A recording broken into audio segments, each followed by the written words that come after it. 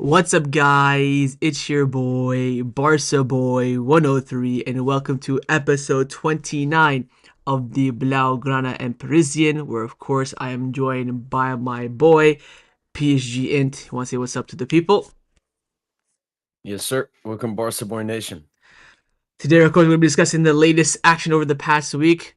We'll start off with the big one, which, of course, is the Champions League. One of the first things that I thought about when Barca got knocked out was, last season you said PSG Madrid final. You got half of it right because your team didn't make it. This year you said PSG Barca. Your team made it, but the opponent didn't. Let's talk about Arsenal and PSG first. To be honest, I didn't watch the game because I was still disappointed and I had a busy day from the earlier game because we played on Tuesday. You, of course, won 2-1 on the night.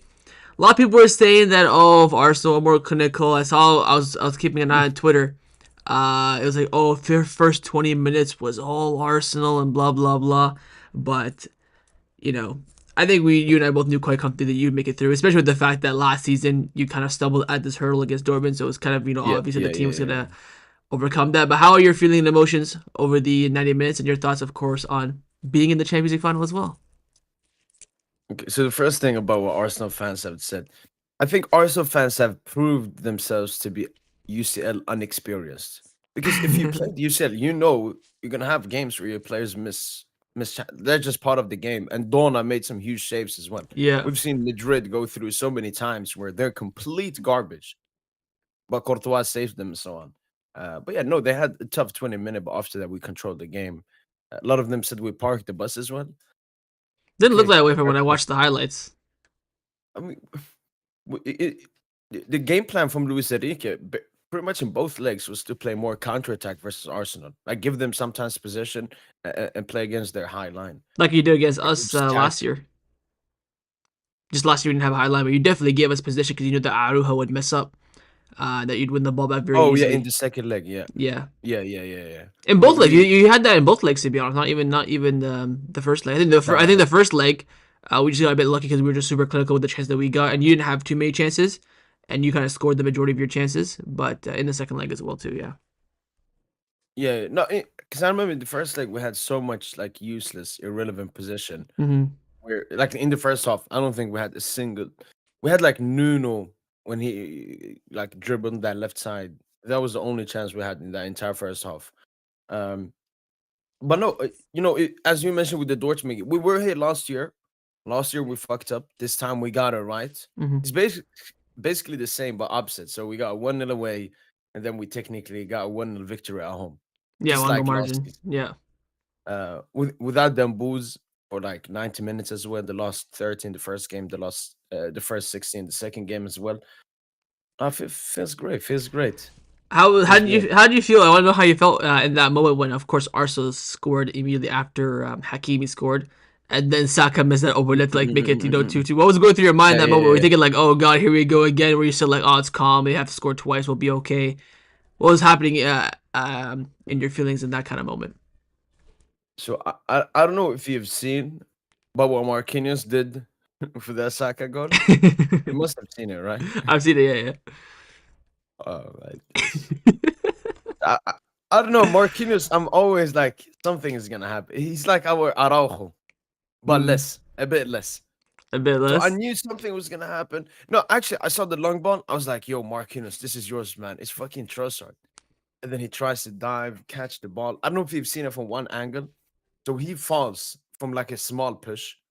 Then he tries to hold onto the ball. You know when players fall, Yeah. he slips before, so the ball goes out of his hand onto his forehead, and then like he's such a clumsy player. When they had that Saka chance, I don't know if I can I show my screen quickly.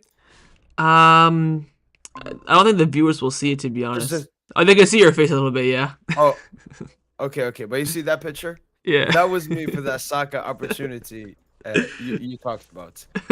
I I was like, what the fuck, man? Uh, That's the UCL. Like everything can go so quickly if yeah. you're not concentrated. And we lost a little bit of concentration after that first goal, Hmm. which we've seen sometimes from this PSG team. But no, for majority of that game, I was very Arsenal ass, Arsenal garbage. Yeah, they're of course hit with. Throw-ins, they were doing it was an NFL team this time. Yeah. Long balls, throw-ins. Two questions for you. One, following the Arsenal tie over two legs, do you kind of wish low key you got Madrid instead? Because I definitely had that feeling afterwards. Not because I wanted you Wh- guys to get knocked out or anything, but just for more entertainment. Oh yeah, no, for sure, for sure. Arsenal were like a tough side to beat. I'm still give them that, Mm-hmm. but they are a shit side. There was no the only entertaining thing was how big of clowns Arsenal were in Arteta. I don't know if you saw Arteta after the game said that Arsenal were the best team in the Champions League. Yeah. Better than PSG, better than Barca, better than Inter. Mm-hmm. Fuck. Second question is just very, very super early thoughts on the Champions League final. How do you see it as comfortable for PSG? I think it'll be difficult. I know, like, apart from the Liverpool tie, I think against Villa and Arsenal, you were always the favorites. Arsenal, you thought maybe the first home game since they beat Madrid, you never know. Yeah. But do you think like it should be not a cruise PSG win, but you like very confident that if this game is played 8 9 times out of 10, PSG win it. I don't know, man. It's a Champions League final, and this Inter side is not a side I would be like, no. I think Inter are better than Arsenal. I think I would Inter are agree. better than Villa. I would agree. And are they better? Maybe better than Liverpool as well. So no, this is a. It's a huge. It's huge. Like Mm-hmm. for me, the pressure is big. I can't imagine the pressure for the players at the moment. Like that Champions League final is so big. It's so Yeah, big, man. of course you're on So for the. I'm treating it a Champions League final like 50-50. Made the best team win. Maybe 55 PSG. 55. You're on for the quadruple as well. When's the final next weekend or this weekend against Rems? Uh, it's the 24th. So we play this So, weekend. yeah, so We next play the Coupe weekend. de That's France the Saturday. weekend after, and then Champions League final weekend after. Yeah. Okay, yeah. So you got that to go for as well. So yeah, first team to ever do the quadruple.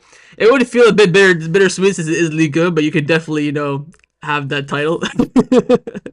um, Well, I mean, Ajax have like a trouble, I think, and PSV, I think. yeah, Maybe back then in the Feyenoord. '80s, Celtic PS. have one as well. But back then in the '80s and the '60s, it was competitive. Rangers were good. Were good. Oh, If you look at the Eredivisie back then, FC 20 were on top. PSV Eindhoven, Ajax. There were so many teams that they were competing with, especially in the '80s as well. When I think Ajax did do the treble. But no, I'm not taking it away from you. I mean, congratulations and take it, no problem. But yeah, there no, is job's not done yet. Job's not done yet. jobs not done Only yet. got two. Speaking of the final, of course, we were both hoping for the Blaugrana Parisiens final. Did not happen. Barcelona were eliminated 2 minutes away from the final happening, and it didn't end up going our way. What do you? I know you, of course, watched the game. Before I give you my thoughts and opinion, are you disappointed that you didn't get Barca? You're not looking at Inter thinking we had the easier opponent. Did you hope? Because again, you were kind of dreaming about the Barca PSG final before I think the draw even happened. The group draw, let alone the actual knockout Yeah. bracket. Disappointed. No, I said it before. I said yes, Barca is the team I want to face in the Champions League final, but I'm not gonna be mad or sad. But it was the same thing when Madrid got knocked out.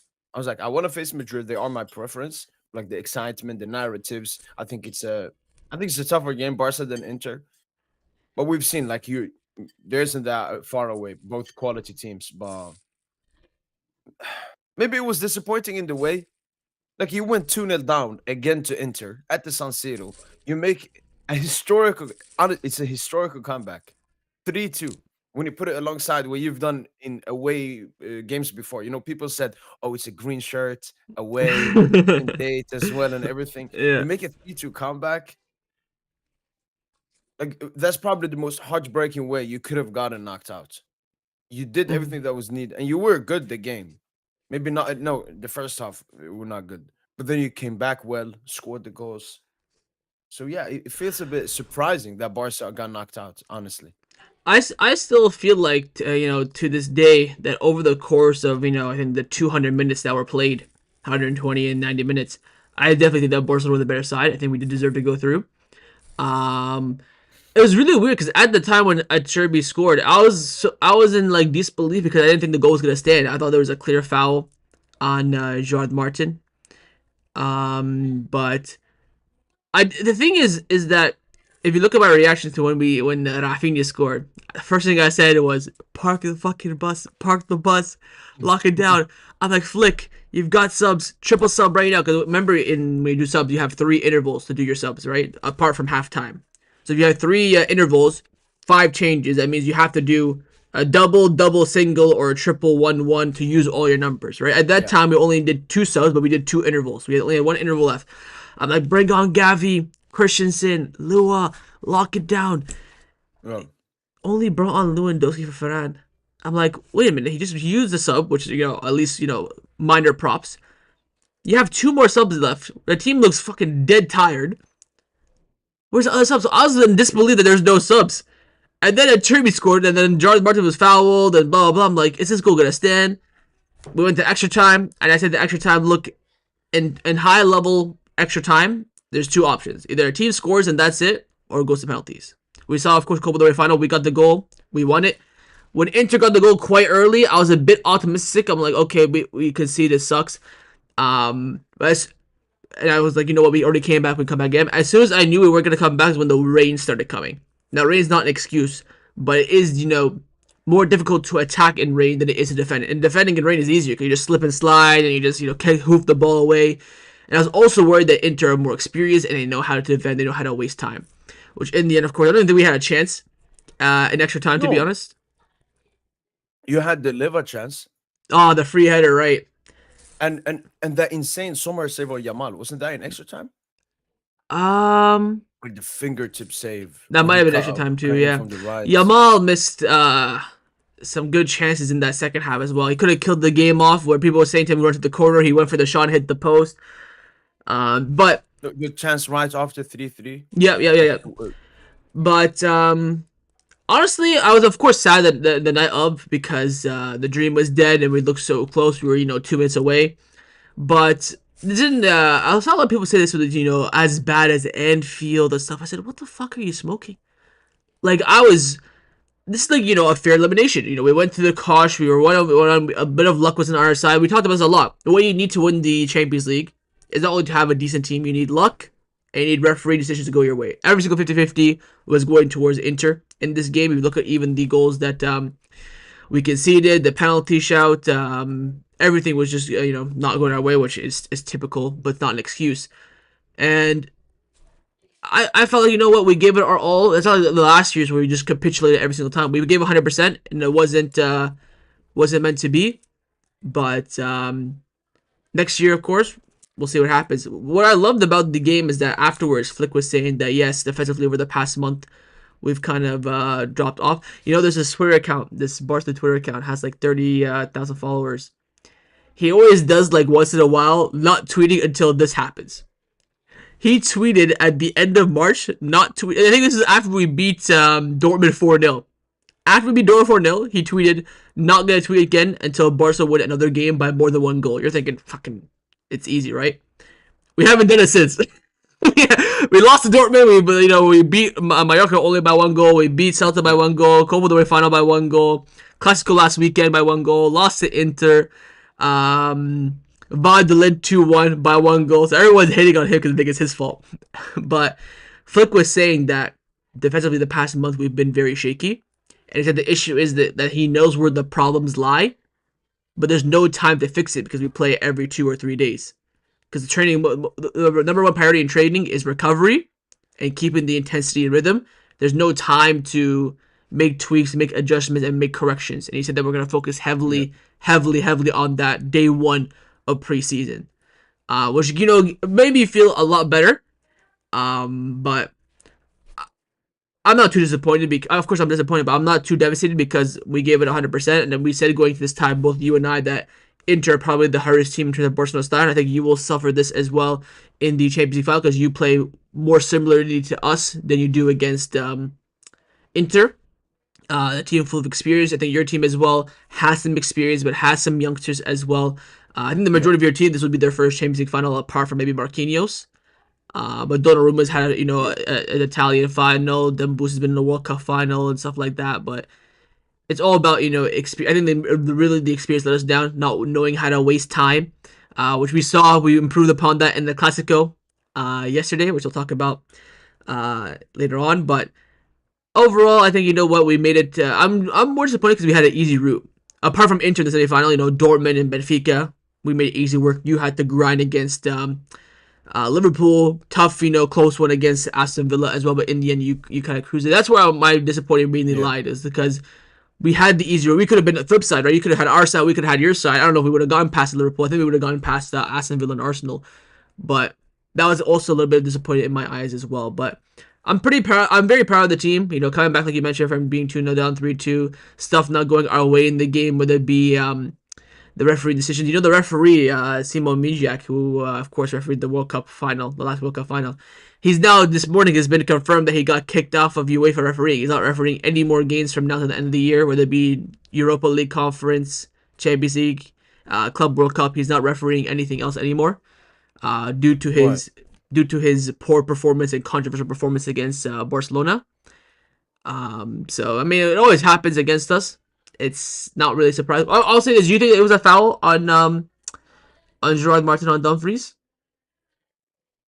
No, no, no. You don't think so? When I look back at it, George Martin both want to get the ball. George Martin sticks his leg out. Dumfries sticks his leg out. If you look closely, George Martin doesn't fall from that. George Martin's second leg then gets entangled with Dumfries' leg, which is not a foul, and that's how he falls down. So I think it's more of a I think like that just inconvenient, but I don't think it's a foul, no, because he didn't fall down from the touch. I think what happened was that he got the touch on the ball and then he felt a little bit of Dumfries and just went down. The issue is he didn't go to the ground and rolled over and stuff like that. He got right up right away. Even you know the Lamine. Do you think the Lamine free kick was a penalty? So when that happened, I don't. I what I said on the stream, he said, I don't know the rules. Mm-hmm. Is it initial contact or is it final contact? Mm-hmm. The commentators that I was watching, they said that it's initial contact. Apart from only, you remember the Endrick one versus like Valladolid at the Bernabeu when he got the pen on the side when they were holding Ah, him. yeah, yeah, yeah. So the commentator said when someone is holding, then there is no initial contact. It's when the action ends because you're still holding on to him. Mm-hmm. Whilst when they said it's a foul like Mkhitaryan, it's initial. So I'm gonna be honest, I don't know enough about it because a lot of people are saying final contact and initial contact. Um, That's fair if you don't know. I think it's when I first saw it, I said, "Oh, it's free kick." The first foul happened out of the box, but then I watched the replay. Lamine, he gets a little bit, you know, rumbled by the first foul, but he kept on going, and then channel not was it Mkhitaryan follow through. That's where my issue mainly was, and also with the fact that Mkhitaryan was on a yellow and didn't get booked. Would you say that was a yellow card foul that he Yeah, should have been he booked? didn't. He didn't get So booked. that should have been a red or what? That would have been his second yellow red. Oh, okay, okay. No, I didn't know that. Yeah, so stuff like this where you know fine margins, you look for some favorite, having some favorite. This is what I hate the most as well. That we've been riding the dicks of referees all year, sucking them off. Oh, we like you guys. We you know you whatever decision you make, we like. And when we ask for a bit of 50-50s, never ever we get it our way, which is a bit unfortunate. But I think over the course of the whole tie, I think Barcelona deserved to go through. Any final thoughts you have on the game? You think that Barcelona, you know, played well, Um, maybe should have gone through, or Inter's experience, you know, maybe came out on top? no, there's one stat I think that summarizes the game well. I think Barca were only in the lead in the accumulative tie for like 4 minutes, 5, 6, 7 minutes. I think Yeah, it was only so yeah, just when we were up three maybe two. slightly more, maybe slightly more. No, no, you're right. You're right. And then I think in the first leg until they scored the corner, you had a small lead, right? no, no, no. They score. No, it They was score two first. two. They scored first. Yeah, True, true. So you were always trailing in this leg. You yeah. always had to respond to what they did. And I think defensively, because I said even after the first leg, I said, look how easy it is for Inter to get goals. And the same happens second leg. Olmo loses the ball stupidly, bam, they have a 1v1. Gerard Martin loses the ball stupidly, bam, they have a 1v1 immediately from Lautaro. So I think like offensively, Barca scored 6 goals in the Champions League semi-final. That's enough to go through in nearly every single Champions League semi-final two-legged tie. But conceding 7 goals and how easily I saw Inter. Barca had 6 big chances in the San Siro, missed 4, scored 2. Inter had 4, scored Scored all all of them. of them. I think that stat you're mentioning is the chances over the two legs, not just the San Siro game. The Big Chance one. Yeah, the one from it was like the green logo, right? Like who scores on Twitter, or something like that. It also showed like the Oh, big really? mistakes as Okay. well. I think something like that. But if you look at the Inter goals of the seven they scored, what was it? Four of them, three of them, four of them were set pieces. So we had two corner kicks. They had a penalty. Penalty. Um, no, so three of them were set pieces, and then two of them were kind of breakaways, like them being our high line. So it's all got about five margin. I think if Flick maybe made it more proactive subs and dropped the line a bit deeper. Look at when John Martin was fouled like that Inter attack. We were 3-2 up, and the only two players that were back were Arujo and Gerard Martin on that counterattack Yeah. because we were going through and yeah. So You remember we talked about this after the Atletico game when you were 4-3 up. Why is it still so open? Why is it still so easy for the opponent to possibly create something? yeah. And obviously, I'm not a Barca fan. I wouldn't want the best for Barca, but my question would be: do you maybe need to adapt? I don't think potentially the high line needs to be adapted because pretty much every single big team plays with the high line. It's more that offside trap. We even saw it. Obviously, we're gonna come to it now in the La Liga game versus mhm. Real Madrid. Once again, what do you think about the offside trap more? Do you think it's a bit too easy for opponents to get goals, even though it makes you so good at counter pressing and pressing and having a high line? I mean, my perspective is as long as you execute it well, I like it. Like again, the issue is that when you come up against elite attackers in the big moments, you will suffer. But Yeah, if you look at the tie, there were so many chances that Inter scored that were ruled out for offside. They got behind it, they were flagged. So the offside, I think, benefits us more than it comes against us. I think against the weaker teams, it works to perfection. Especially with now the technology being everywhere as well. It's not like 2 years ago, 3 years ago when there's no VR, no offside technology. yeah, Where if you did that, and just relied on two Madrid fans in the room to draw the lines, it's too hard to do. But I think it comes up more good than it does bad. But in those bad moments where it does happen, the team can easily respond, but they just lack the cutting edge. I feel like so. yeah. I can see your perspective though for sure. Do you think it has to be tweaked something? Because what I was th- it? I think Mbappe's third goal. What was it? Inigo loses the ball, then pop offside trap. Mbappe runs. No, we'll talk about that. We'll talk about that. But I think what needs to improve is the transition aspect of it, where so many times when they think or they do beat the high line, the players are always so hesitant to run back. They're kind of waiting a little bit on the flag from the linesman, and also as well with duels. A lot of the times where we do concede is either when we lose a duel, whether it be in the air or in the ground. I think Arujo was conceded one on the ground against Inter. Um, Kobarsi, of course, stumbled the aerial duel in the Clasico yesterday for the Mbappe penalty. So all these are fine margins. And this is, again, what brings me clarity is that Flick says that we know what the problems are.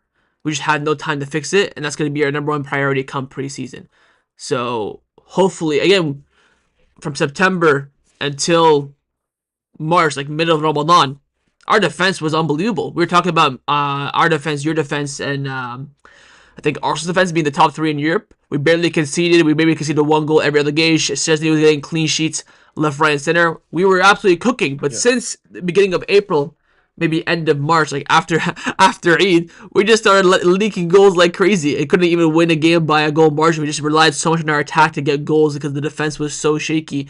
And the defense wasn't even that shaky. It was more so the line costing us and then us making a rash decision in that moment. So maybe being a bit smarter. Look at Kobarsi where he's cost us some he cost us a goal on the weekend. Did he do one against Inter? I don't think he did. Maybe I in the mean, first leg. Inter, you could the header you mentioned, but it's not obviously a mistake leading to the goal. You could maybe say he's defending for the Fratesi goal, Yep, but yep. again, Fratesi has the ball in a tough position. No, that's a good point too. So all these things were because of the experience a year after playing the system, they can grow in it, they can understand it a bit more. That's what I'm kind of really banking on. I don't know if you want to talk about your game on the weekend. If you want to mention something, we can just skip it. Of course you beat I- I- Montpellier 4-1, right? Yeah. Full rotation, just vibes, going shallow hat trick. I were Ferran Torres. No, chic, chic. Of course, the big game of the weekend was the Clasico, which kind of lifted the mood of Barca fans a little bit. I know you watched the game. I saw your reactions to the goals. Did not watch your reaction because I want to, of course, discuss it here. So, what are your thoughts on the Clasico yesterday? Still fresh in our minds, of course, hopefully. In the beginning, all I'm thinking is, what the fuck, Barca are ass. Then 20 minutes after, I'm thinking, what the fuck, Madrid are dog shit. Because you can see like two goals out of nowhere. Was it Kubarsi? And then second one was high line as well. Kubarsi being like the last defender, and Mbappe ran last second. Like Madrid 2-0 up. I was like, maybe the Barca players are like, mentally drained from the defeat. Then Barca turn it on, as we've seen so many times. Well, in the span of like 2 weeks, you've come back from 2-0 three times. Three times come back. And you came back in the first half as well. 2-0 to Mm-hmm. 3-2 in the first half. Then I said when the first half ended, I said we don't need a second half. We don't need 45 more minutes for one of these because Barca is gonna win the game. It don't matter. Um, so yeah, it was Madrid being ass, getting like, three Fugazi goals along the way, and then the referee decisions as well. Like we have had so many discussions. Like when I said no, Barca fans are overreact. No, but that game, mainly the two Chouameni ones. The Chouameni should have gotten a red card on Ferran. He Mm-hmm. was easily lost man. And then the other one on Chouameni, I saw John Honesty. He said some football rule. The same thing for the Cocorrea handball. He said like it's not a standing hand or something. I don't know, but what do you think about the referee? I mean, it's the same thing as Inter, man. I told you, these referees, we just don't get any 50-50. In both, I think, in the first leg, second leg of Inter, in this game, I think Clément Turpin was the referee in the first game. The Simon Mijiak bald twat was the referee in the second leg. Hernandez yesterday. Nothing went our way. Even 50-50s that even favor a decision towards us does not go our way. There were so many different cases. Last season, I don't know if you remember this, we were playing against Granada where we drew 3-3. Joao Felix scored in the last second to win us the game, but it was ruled out offside because when the cross came in, Ferran Torres was offside. He tried to head the ball, did not touch the ball whatsoever, and then dropped to Joao Felix. He scored it.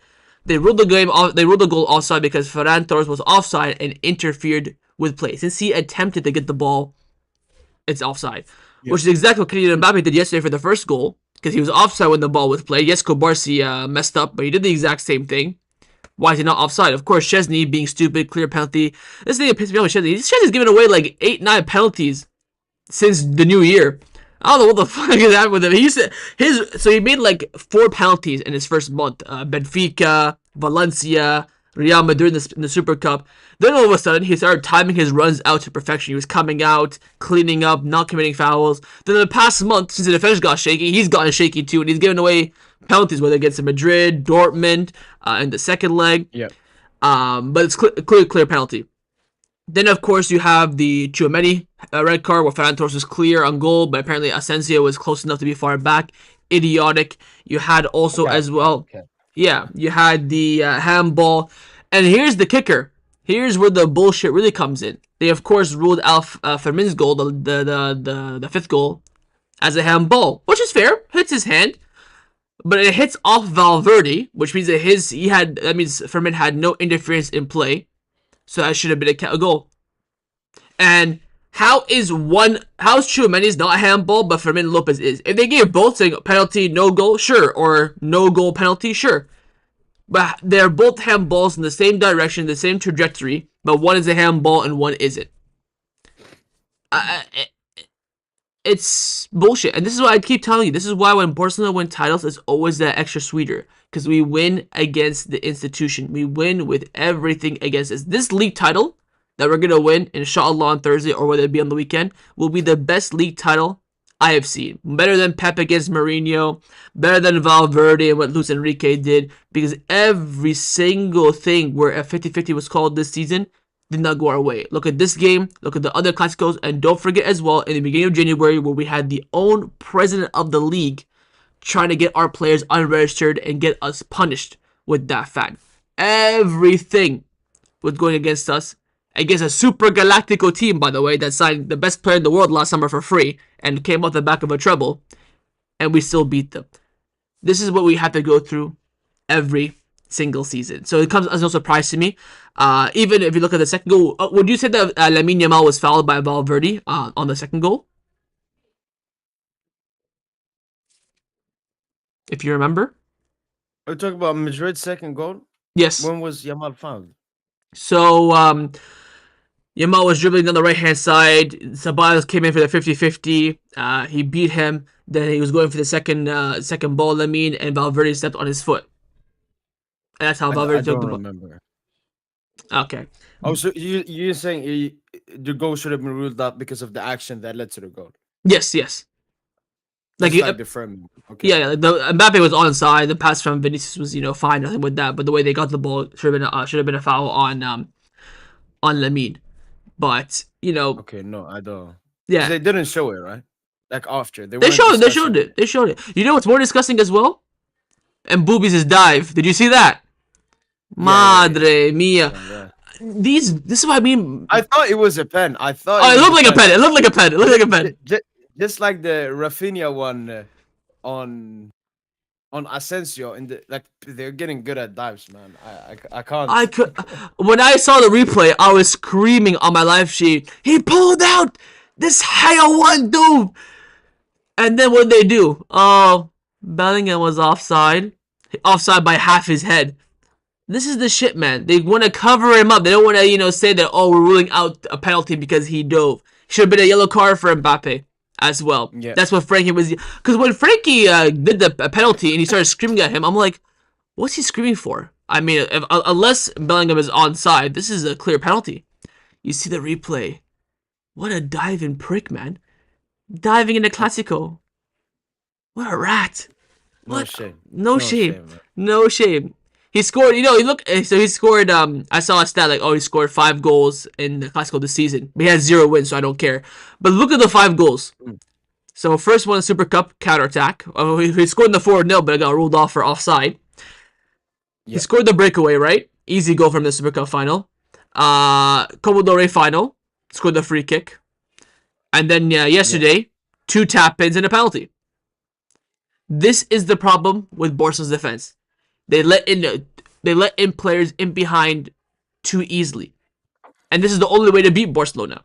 Which is exactly what Inter did as well. Look at their goals. Set pieces, penalty, 1v1. And it's very frustrating for me to say this as a Barca fan that we're giving away this many penalties. I don't like it, but maybe a lot of the time, I think the reason why Szczesny does it is because he thinks it's going to be offside. So he just commits a foul to stop the action, stop the play, and stuff like that.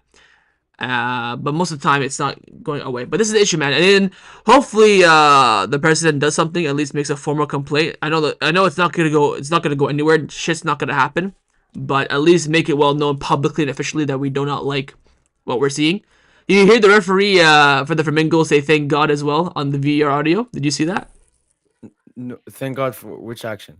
So when Firmino scored, it would make it 5-3, right? They were talking about they released the audio. In the audio, the referee is saying, "Oh, there might be a hand here. Come check it." And then someone in the background saying, "Whew, thank God," because the Madrid fans, man. This is the shit we have to deal with. This is the shit we have to deal with. I am telling you, Liga McDonald's, man. Bro. Send me the invite, man. Send me the invite. I'm sick to death of this shit, man. And I told you this. Hopefully, I'm praying. When I'm older and I cannot handle these heart attacks, inshallah, that we'll have the next generation of referees be all Barca fans and we can have our 50-50, we can have our time. But I've told you, PK came out saying, because PK was working a lot behind the scenes with the federation. He helped move the Super Cup to Saudi Arabia, got a little commission for it and stuff like that. He came out, he knows the inside out, and he said 98% of everyone working for the Spanish Federation, La Liga, Copa, Super Cup, 98% of them are Real Madrid fans. And this is the shit we have to put up with, man. Wallahi, it's a scandal. Wallahi, it is disgraceful. It takes the fun and the enjoyment and everything out of the game. There was a point where I think when we were asking for the, do you think the foul for Rafinha was a penalty when he went for that header and Tchouameni kind of he kicked him in the air? I don't know if you remember that one. It was, I think we were winning 3-2 at that point.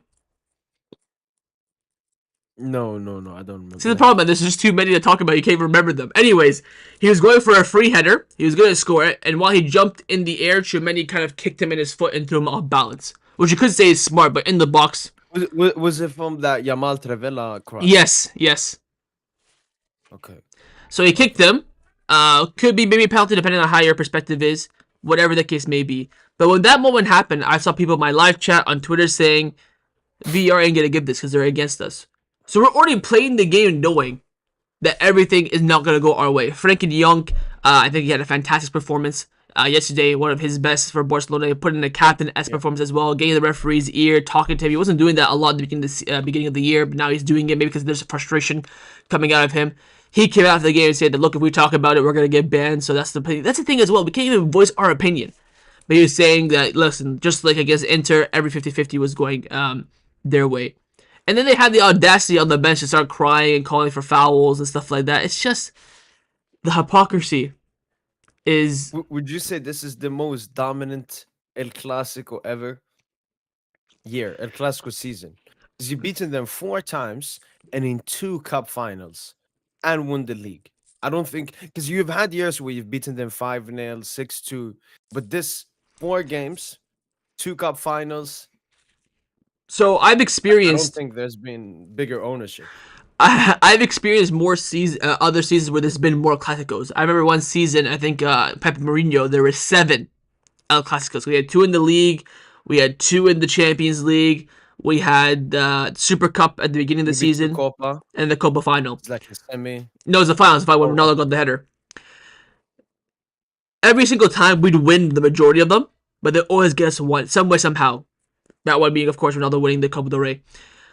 This is the second time in the history of Spanish football in which there were more than 4 Clásicos in a season, in which one team won all 4. The last time was in the 82-83 season. There were 4 Clásicos, and Barca won all. I think for a lot of Barca fans as well, El Clásicos are so important that they're dictated at the end of the season. So if you watch, I don't know if you haven't probably seen them, but every single season I do like a season review video. So I review the season, give players their ratings, talk about the best moments and stuff like that. What I talk yeah. about and how I critique the season is performance on the pitch, trophies won, El Clásicos. That is how important El Clásicos are for Barca fans and Madrid fans. That they're judged as well on the season. You can tell me, oh, you win La Liga, but you lose the Copa del Rey and Super Cup, but then you win all 3 or all 4, how many Clásicos there are, you win all of them. That for me, I would judge that as a good Yeah. season. So stuff like that, right? Winning 4 is unbelievable, man. In the fashion that we did it, the first 2 we battered them. The second 2 were close, but we still had the edge and we're still dominating. I think over the all 4 Clásicos, maybe the second half in the Copa del Rey final was the only time Madrid were dominant. That was it. I know the 2 Yeah. score lines, the last 2 weren't emphatic, but we absolutely destroyed them. In a season where we came in as being the optimists, as being like, oh, there's no real expectation. Madrid fans were tweeting at the beginning of the season, we're gonna have more trophies than losses this season. That's what they were saying when they signed Mbappe. They were gonna win more trophies than losses. And they held like, I think what, 15, 14 losses this season and 0 trophies. Mm. It's a beautiful, beautiful, beautiful turnaround. But Have you seen the revisionism they're trying to do around Mbappe? yes, He's such a. He always does this because we usually get knocked off on like UCL or something. So he always does the gimmick. Now suddenly his irrelevant goals mean something. Oh, he scored 38 goals in his debut season, record for Madrid, hat trick against he should be a Ballon d'Or top 5 at least. And then he will do everything to win that Nations League game. Because in that Nations League game, it's Pedri, Yamal, and Dembouz as well. yeah. So if France win, Mbappe is the best as well, outperforms Dembele on the same team, and then wins the Club World Cup with Madrid. So I know Mbappe is trying to push for it. That dirty, I mean, dirty he is now 2 goals ahead in the Pichichi as well with the hat Pichichi trick. as well. Yeah, But look, you and I both know, despite his goals, half of them have been fugazi. He had a good, January, February. Apart from that, I think since his hat trick against Man City, he's done nothing. Yeah, he got 4 goals in Clásicos, but he's lost all of them. Would you rather, let's say Inter, you play for PSG, right? You play up front. You're the new Zlatan. You're playing against Arsenal. You lose 10-9 on aggregate, but you score all 9 goals. Would you take that? No. Exactly. So you can talk about goals and goals and goals. I mean, to be fair, the Madrid PR is insane because Ronaldo won what 2 Ballon d'Ors just based on goals he scored. I think in 2013 and 20 which other one did he win? He won 2008, 13, 14. Oh, 13 and 14. He just won those just based on scoring goals. So they're definitely gonna try it, but I just think that Barcelona season is just so much better, and probably PSG season, if they of course do win the Champions League, will be so much better that Mbappe, no matter what he does, will have no chance. And I do hope that they get absolutely dunked in the Club World Cup as well. That would just be the nice icing on the cake. But there's one thing that we have to talk about as maybe a final topic, and that is of course the Ballon d'Or race, which has shifted quite a bit since the last episode. I was saying that I hope to see on the podium the 3 Barca players, which I still think is low key a little bit possible. Um, the new Ballon d'Or rankings came out based on like current form, and they have Lamine Yamal on top. Um, what are your thoughts on that? Don't talk about them boosts, but just let me know. We'll talk about them boosts in a few seconds. But if the Ballon d'Or is awarded today, essentially with no UCL, Lamine Yamal would be the heavy favorite. Would you agree with that or not? No. I do think though that I'm someone that was critiqueful of Yamal's placement in every Ballon d'Or list I've seen, Mm, but now he actually deserves. Before I didn't feel he deserved to be in the top 5, even the top 3, but now the 4 biggest games of the season, maybe not this Clasico La Liga game as important as the Champions League and the Copa del Rey final, but he was Barca's best player. He was better, than Pedri and Rafinha, the other 2 Barca, they were pushing for the Ballon d'Or. So no, I think probably Yamal is second at this point with everything that has happened. He obviously also has the Nations League left. mm, And then I know there will be some recency bias when next season starts because the Ballon d'Or is given out in October. They say, oh, the beginning of the season votes don't matter, but obviously they do. So mm. he has a little bit more to push. But I think Yamal needs Dembus to lose the Ballon d'Or and lose the UCL for that to happen. That is exactly what I was gonna say. I talked about before we went live that Poly Market, which is like the betting odds, they have them boost the favorite. The reason why they have them boost the favorite is because they think that PSG will win the Champions League. So PSG win the Champions League. That's probably a treble. We'll wait and see what happens in the coupe, the final next weekend. Yeah. And probably a quadruple as well. Which then at that phase, it's so hard to argue. Maybe I'd really like push for it if you lose the Club World Cup and Spain win the Nation League. I'll be like, oh, Nation League, La Liga, Copa, Super Cup. That's I mean, basically Nations League will be big because it's Dembele versus Yamal in that semi. yeah. There's so So many different scenarios to look at, but I will say, again, I've always kept it honest with you. That if PSG do win the Champions League, I would, and they do, of course, subsequently win a treble slash quadruple. It would probably go yeah, to Dembele unless he gets absolutely like clapped like 4 or 5-0 in the final of a Nation League against Spain. It should go his way. He's had a great season, and he's had a great season with the best team in the world. If you go to the Champions League, but I wholeheartedly believe that if you're given the Ballon d'Or tomorrow, no Champions League factor, it goes to Lamine. I mean, I'm just thinking about the past 3 or 4 months when you've been critiquing Lamine for not only lowering his pants but also his goal scoring attributes. yeah, The funniest thing is that he scored yesterday in La Liga, right? Because the Champions League, Clasico was in La Liga. yeah. His last La Liga goal was, I believe, if I'm not mistaken, against Madrid 4-0 in October. Was his last La Liga goal. So the point Yes, being, it was like 1 goal lost, like 20, yeah, 20 against. the point I'm trying to make is that all he does is just show up in the big stage, in the big moment. The goal against Dortmund, the goal against Inter, the goal against Madrid, the assist in the cup final against Madrid. Can we talk about the goal yesterday? Yeah. You don't think I saw your reaction to it? And I could see the bitterness in your eyes. You knew that goal was a golazo. You just didn't want to say anything.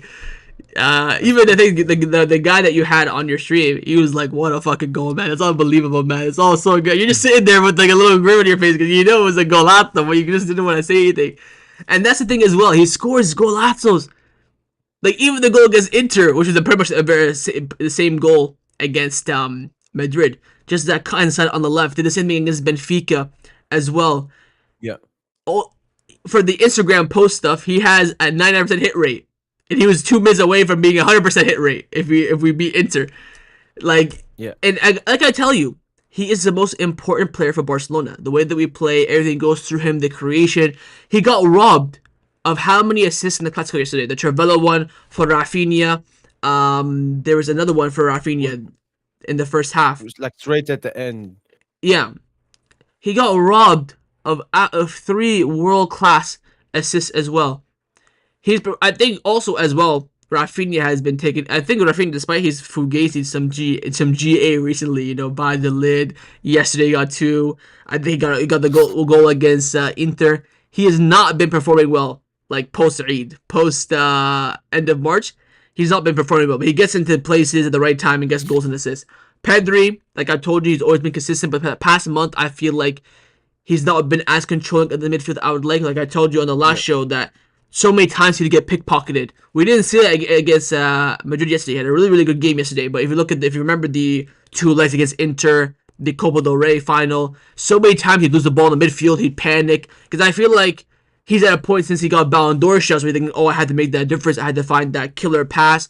So usually he'd take one pass, bang, he'd pick the pass perfection. Now he Yeah. takes one pass, turns, looks, okay, that's a good option. This one's also good. Then he would lose it. But yesterday, I think he had a good game. But Lamine is just in and out consistent. Also, you talk about the 2 months where we didn't perform well. He was injured for both. I think if the Ballon d'Or is awarded today, it goes to Lamine easily. And I think the only way a Barcelona player can win it now is if PSG don't win the Champions League. But I'll throw this question at you. Yeah. If PSG win the Champions League, what would you think is needed for a Barcelona player to win the Ballon d'Or? So let's say the 3 that we have are going to be Pedri, Lamine, and Rafa. If PSG win let's say PSG win the quadruple but don't win the Club World Cup, what would you say one of those 3 Barca players need to do to win the I Ballon d'Or? mean, I think Yamal is the only one that can because of the PR. Pairs? So he's had a good season and he has like more PR than a Pedri or a Rafinha has. So I would say definite Nations League huge. You're coming up against them Bulls, you win that game, play a great game, win the tournament as well in the final. You're playing maybe Portugal or Germany, and then yeah, Wait, as are you said, Spain PSG facing go out like are Spain facing France in the semis? yeah. Oh, I thought they were on the different side. They were gonna meet in the final. No, no. The other one is Oh, Portugal, Germany. It would have been better oh, like that. That's why I wanted. But I mean, they did face in the semis in the Euros, so it's like a little rematch of rematch. the semi. Oh, okay. Sorry, go And on. then the PSG do nothing, Club World Cup, like get grouped or like round of 16. Like Dembele doesn't do anything impressive. Maybe he's injured for the thingy or something. Mm-hmm. Uh, So you're saying so? All I need to hear is that if you win the Champions League, you win the quadruple, there still is a chance. yeah, because Dembele doesn't have Zionistic PR, man. All right. I still need to push him, man. I still need to push him, man. I mean, listen. Like I've told you a lot, and I'll say it again. I think Dembele's having a great season. I still don't want to forget that first few months where he wasn't having that series of an impact. But Yeah, the things that Lamine Yamal are doing, man, and again, you talked about this as well. I think you mentioned this not last week on your channel, but the week before, that doing it in the big moments is also so important. Doing it on the world stage 100%. where everyone sees it. And the past 5 big games for Barcelona, at the final stage of the season, in the biggest moments, in the biggest games, he turned up in Yeah, every single one of them. Not one down one golazo. Every single one, he's turned up. Um, so yeah, I definitely agree with you. I think that the only way that a Barca player can win it now is if we, of course, have a player win the Nations League. I think Rafinha is kind of toasted at this point because I feel like what Barca fans are waiting to do is waiting to see like the end of the summer and then give their push. I think a lot of Barca fans saying as well that they're scared that some Barca. I think what will help them boost a lot is that like we saw with Madrid last season that Barca votes will be split between like Rafa, Pedri, yeah, and Lamine. But if we win the Champions League, of course, everyone's just gonna vote for them three, so it wouldn't matter. But if you win the Champions League, some people give like, oh, I'll put Dembele first, Lamine, Pedri, or oh, I'll put Lamine, Pedri, Dembus, or whatever it could be. There'll always be Dembus in there between the two. Exactly, exactly. Yeah, so And as you said, like he doesn't share anyone. I've seen in some recent one like Donna really high, and but that's just a lot of other PSG players. I think the Champions League player of the season should go to Rafinha. I think the goalkeeper of the season should definitely go to Donnarumma. I still wouldn't. I still wouldn't really classify Donnarumma as the best goalkeeper in the world. Definitely in the Champions League, he's turned up and he's performed at an exceptional level. But Yeah, judging on the whole season, I remember even in the beginning where Donnarumma was leaking some goals, his renewal was in doubt. I remember when we were yeah, beating Madrid and Bayern that week, you were complaining about Donnarumma not performing well, not getting his renewal. I think at that time, Nuno and Hakimi's renewal were being discussed. So yeah, I think you can definitely call him now the best goalkeeper in the world because everyone else kind of been meaty. Courtois has been good, but his team's just shit. Chesney's been leaking a lot of goals recently. Alisson, I mean, who cares about Liverpool? So you could definitely call Donnarumma the best. But Ballon d'Or, I think is a bit far fetched. yeah, yeah. No, yeah. Dembele is the only Ballon d'Or competitor from PSG. Then you have the three Barca boys. I don't think Leva is in discussion anymore Yeah, because he's good. obviously he was injured for the big games. Yeah, yeah. Then some people want to Fugazi in a Salah. I think that's basically the top five: three Barca players, then Booz and Salah. I don't even think Salah would be. Oh, I rather put like a Hakimi or a João Neves in there over Salah. If I'm being honest. hey, No, but seriously, man. I know that Mbappe is gonna make the most devilish push of all time. I've seen If in Madrid win football the manager. Club World Cup and France win the Nation League, no matter what happens, I don't care if Mbappe scores a hat trick in the Club World Cup final and wins it, or a hat trick against Spain and wins the Nation League. I don't. He does not deserve to be top five. And this is the problem with Ballon d'Or. It's not only recency bias like you mentioned, but people just take one little thing and blow up the perspective. Remember, don't forget Mbappe was like top three after that City hat trick. And don't forget, what round was that in? The qualification for the round 16, like around 32. It wasn't even in an actual knockout round. And he Yeah, pushed and he cracked top three. Now he's, I think, dropped the top 10. Thank God Vinicius like dropped out of the top 20. Vinicius was absolutely. I know he got 2 assists yesterday. Very fugazi assists. The first one I did. was not too bad of a pass, but it was quite easy for a player of his level. But my God, was he shit. I mean, talked about I'm going to do it 100 times harder this season. He's done it 100 times worse. And I'm not even over exaggerating. He's been absolutely dreadful. Now he has a little bit of an ankle sprain. He's not going to play the rest of the season. He's going to be all fresh for the Club World Cup. And this is the thing, man. Don't forget. I said that Flick's going to work hard on the defense this season, next preseason, right? Everyone's going to be playing the Club World Yeah. Cup. You're going to be tired, but you're going to be tired. You're going to have like 2 to 3 weeks of summer vacation only. We're going to have fully rested, working on the defense. I'm hoping for big things next season. So we'll see. We'll see. Wait, what's the expect? I mean, it's very early on, and I would Now, say expectation is better after like transfers. But what would your expectations be? Because I was talking with a Barca friend, like during the before the game, I think, and I compared your season a bit to us last season. New manager comes in, you don't know what the expectations are gonna be. You don't know, and you pretty much got exactly what we had: a domestic treble, and then reaching the Champions League semifinal. mhm. And my expectation for the season onwards was do this at least. Obviously, you have a bit tougher in La Liga with Madrid and Atletico, so maybe at least a domestic double and UCL semi. Is that a fair expectation for next season? I think the next season the expectation is to minimum quarterfinals of the Champions League. And definitely competing for the league. And then if you can fugazi a Super Cup or a Copa del Rey, sure. I think the Super Cup is always the easiest to win because it's in January. You're thirsty for a trophy. It's only 2 games. It's in Saudi. It feels like a mini tournament. So those are always, extra motivational. And it really comes down to whoever team's in form. 9.9 times out of 10, whichever team's in the best form will win that Super Cup. Yeah. But as long as you compete for the league, of course, come top two and have a race throughout the whole time season, quarterfinals of the Champions League, that's kind of like your bare minimum. Then after that, anything can happen. Of course, I expect trophies. I would say probably I would expect us to win at least 2 trophies next season out of the 4. Whether it be 2 cups, a cup in the league, Champions League in the league, or Champions League in a cup, whatever it may be. But like this season, I just said compete for the league, quarterfinals, Champions League, win a trophy, I'll be happy, and we've exceeded beyond expectation. I do love your comparison that you did make. It is very similar, but then you made that point at the end there that with Barcelona it's a bit different than PSG because domestically seven times, Yeah, seven and a yeah, half times out of 10, you do win it. With us, it's probably like a 4 or 3 with the competition. Don't forget as well what we did this season. Madrid came into this team with a super team.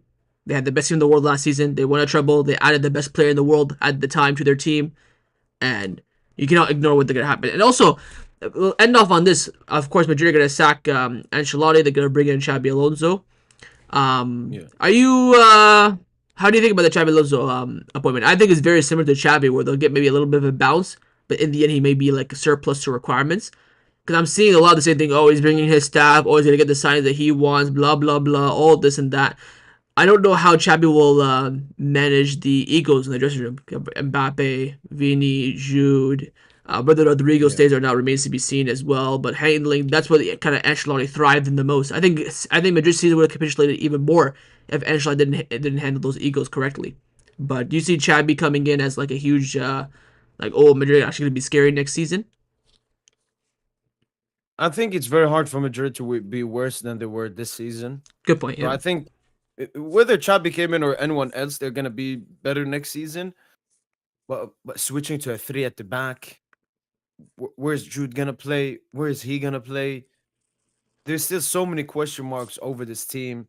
It's looking like they will not sell Vinicius Jr., even though I don't know how you can still want to play with Vini and Mbappe when you can't get the best out of both of them together. Yeah. So I actually think next season is going to be very exciting because this season it was like PSG, Barca. Then you can say Liverpool as well. I would say these were the three top teams this season because Bayern underperformed, Madrid underperformed, and City underperformed. These are like the usual top six. Hmm. So I'm expecting Bayern to be better next season, especially if they get Verts. City will definitely get better next season, and then Madrid as well. Chabi project. It's gonna be an exciting season next season. But hopefully Hmm. another Mbappe trophy. And out But of I know all, we won't be lucky this time. and out of all those teams, who's not playing the Club World Cup and have a fully fresh summer? This guy. So just said. Um. So yeah, that is it. Is there any other final thing that you want to discuss before we end off? Mm, Tell you about that. not really. That Lamine Yamal Ballon d'Or. I'm gonna drop that on your head top so nicely, man. Cannot wait. Just need Spain to win No, the the nation. Woos can't bother this man. The Mm. Woos. Yesterday was the UNFP Awards, Mm. and he won the league best player.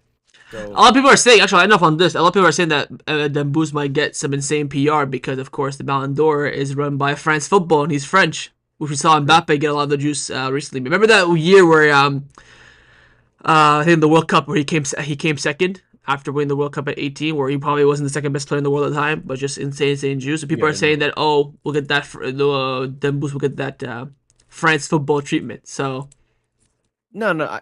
I mean, Mbappe was so high because it was a World Cup year.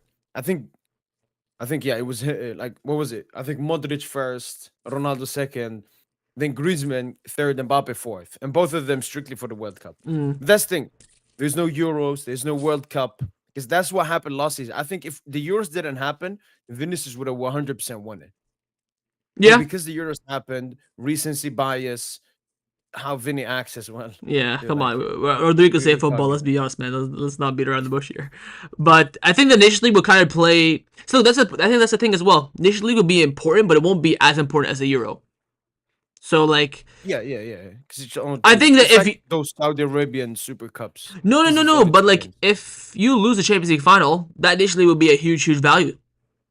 Oh yeah. Then if you do win the Champions League, it'll be like just a little like icing on the cake for like a Lamine or a Pedri for a Ballon d'Or push. You know what I mean?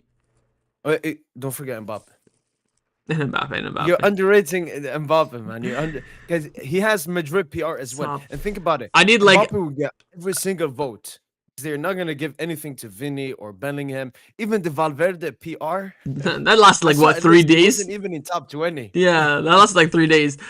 But I need like what El Hilal or Bayern Munich to win the Club World Cup or Inter. Imagine Inter win the Champions League of the Club World Cup. Then Lautaro would get some insane juice as Mm, well. If he of no, course he plays a big deserves it role. then. Would you give Lautaro Ballon d'Or if they win the Champions League and the Club World Cup? And the Club World Cup. Come on, man. Calm down. Calm down. Maybe a cheeky bastoni. Maybe a cheeky bastoni. Yeah, I'll give him like cheeky top. We'll give him like cheeky top five. Not winning it. Yeah, he can get top five. I think, like I said, I think from my perspective as a Barca fan, the only way that a Barca player does not win it is if PSG win the Champions League. I think if PSG don't win the Champions League, everything will be open. If you do win it, we need like Yeah. a strong like demolition of France in the semifinal, like a 3-4-0 like Lamine hat trick. That can give us some juice, but unless PSG win the Champions League, then it's pretty much an uphill battle at that point. But Wait, yeah. you were always gonna not support us, but this obviously gives you even more incentive to support Mhm. Inter at that final. Yeah, Vamos Inter for sure, man, for sure. I'm not even in it to hate on PSG or to troll you. I'm in it strictly for Ballon d'Or purposes. That's all I have writing on this Yeah, game. yeah, yeah. Ballon d'Or purposes. So yeah, I will be if I could choose, and I do hope that Inter win it. It would also be nice to. It's always extra, not nice, but better feeling that if you do lose the eventual champions. If you beat Inter, it's gonna be like, oh, if we were there, we probably could have made it tougher, or could have won it, or blah blah blah. So at Yeah. least if you lose to the champion, it's a bit of a bittersweet feeling. But yeah, we will see. We'll see how things go. But you gotta win your cup first. We're talking like treble, this and that. But you might lose to Reds. Reds might have something for me. You never know.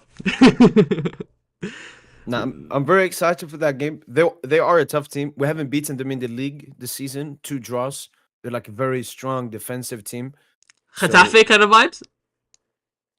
yeah, I would. Yeah, I would. Yeah, they're dirty as well. Ah, Dirty. need Dirty need that team. need that cheeky 1-0 Reds win. But I guess we'll end it here. Hopefully everyone enjoyed. If you did, of course, make sure you drop a like down below, subscribe down below as well if you haven't already. Check out his channel down below. Of course, he's gonna have Champions League prep coming up, cup final as well. He's got a lot to look forward to. We're just gonna be chilling. Barca channel. We're gonna wait to wrap up this league, celebrate it a bit, and then focus on summer activities and summer action as well.